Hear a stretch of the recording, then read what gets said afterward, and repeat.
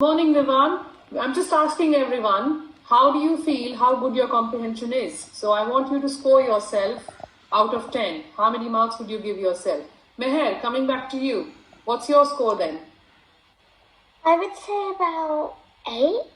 Okay. So why are you missing those 2 points? What do you think you can work on? Well, because I read the whole text properly and everything, but when I'm answering, I don't give it in full detail. We are doing a workshop on comprehension today. Yeah? You understand what comprehension means? Yep. Yeah, what does it mean? It's when you get questions bases on the text. Okay. So who else can tell me what comprehension actually means? Yes, Aryan. It's comprehend. So reading comprehension. Reading. Meher, what's your answer? So it's when you get a text and you use the text to answer some questions. Right. So that is the comprehension exercise. I'm not in your room. Mommy's room. Yes. Comprehension, actually, the word comprehension means when you are reading something, how well are you able to understand that? What information are you able to get out of it? That is comprehension. That is comprehending the text. So what you guys were telling me is like, that's the exercise that you do. So you're given a passage, you're given the questions, and you answer them.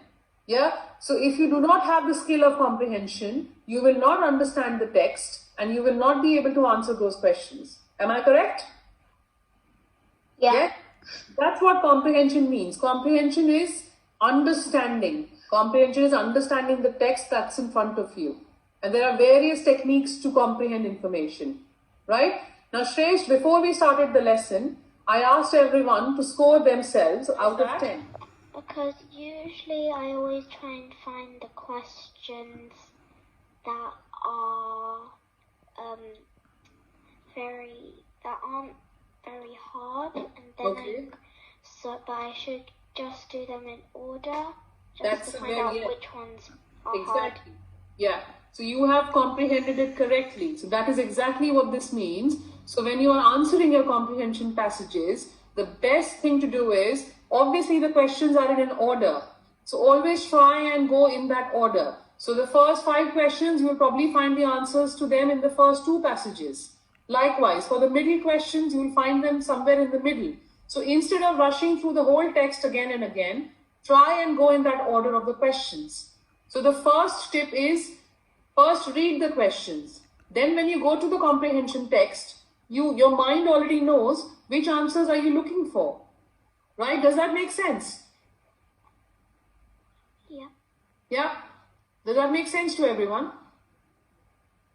Aryan, what's the... Yeah, I think, because sometimes I try and look for the answer in text, and let's say I was on question number 4, and I'll just be looking for it, and if I knew number 3 was somewhere in the passage, I would know where number 4 could be, and it would be quite clear. Exactly. So what you guys need to do is, when we are doing the exercises today, try and follow these tips when you're cracking the comprehension. Nivan, which tip is the most helpful for you?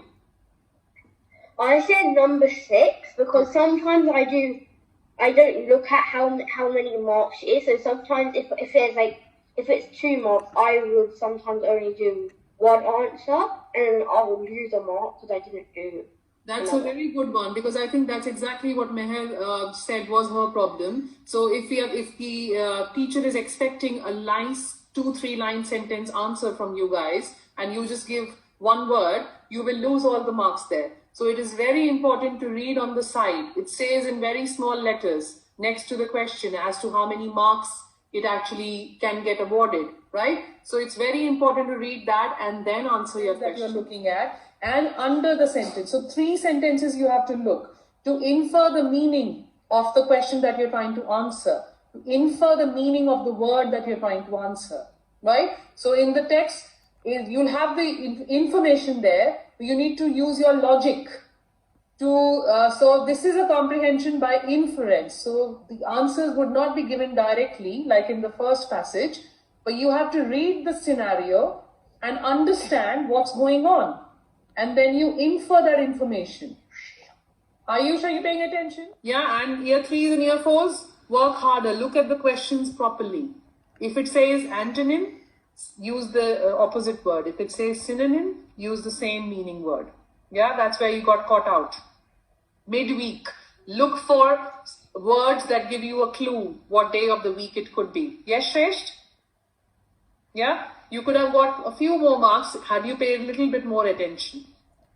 Okay, so well done everyone, and have a lovely rest of the half term.